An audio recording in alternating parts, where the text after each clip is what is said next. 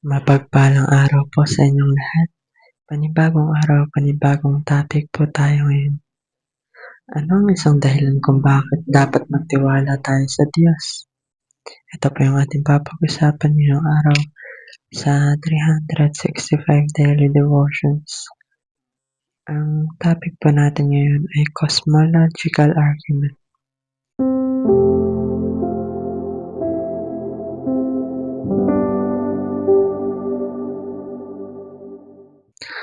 Ano ba to?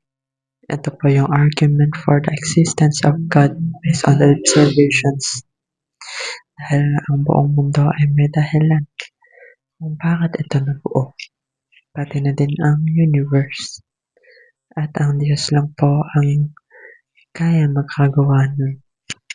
Dahil nga tayo ay mga Kristiyano, syempre naniniwala tayo na ang Diyos ang may dahilan kung bakit may universe at kung bakit may mundo. Siya ang nag-create nito. And dapat ibigay natin ang buong pagkatao natin at buong buhay natin sa Diyos at maglingkod tayo para sa Kanya. Dahil naniniwala tayo sa existence niya. Ang Bible verse po natin na babasahin ngayon ay Nehemiah 9 verse 6 at ang sabi dito, You alone are the Lord. You made the heavens, even the highest heavens, and all their starry hosts, the earth and all that is on it, the seas and all that is in them. You gave life to everything, and multitudes of heaven worship you. At kung tatagalugin naman natin ito, at lahat ay sama-samang nananalangan ng ganito. Panginoon, Ikaw lamang ang Panginoon. Ikaw ang lumikha ng kalangitan at ginawa mo ang lupa, ang langit ng mga langit, ang lahat ng bituin. Doon ay, at lahat ng narito, ang dagat at ang lahat ng naroroon. Binigay mo ang buhay sa kanila. At ikay sinasamba ng buong kalangitan.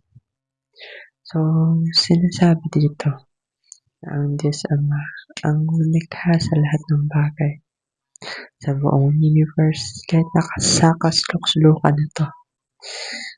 Kahit yung langit ay siya ang lumikha. Kaya siya ang creator ng lahat ng bagay. That's why dapat tayo magtiwala sa Diyos. Dahil siya ang lumikha sa mga tao. Siya ang makapangyarihan sa lahat. Kaya naman dapat ipagkatiwala natin ang buong sarili natin sa Kanya. Kahit alam niya, dahil alam niya ang makakabuti sa atin. Dahil siya ang lumikha nga sa Kanya. And kung anong gagustuhin niya ay mangyayari. Siya ang makapangyarihang Diyos. That's why, magtiwala tayo sa Kanya dahil hindi niya tayo papabayaan. Lahat ng nilikha niya ay hindi niya papabayaan.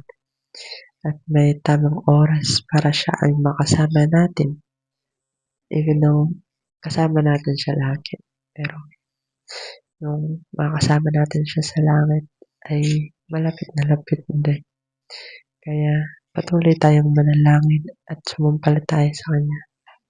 For the glory of God the Father, everything will be just fine. Your joy will return and you will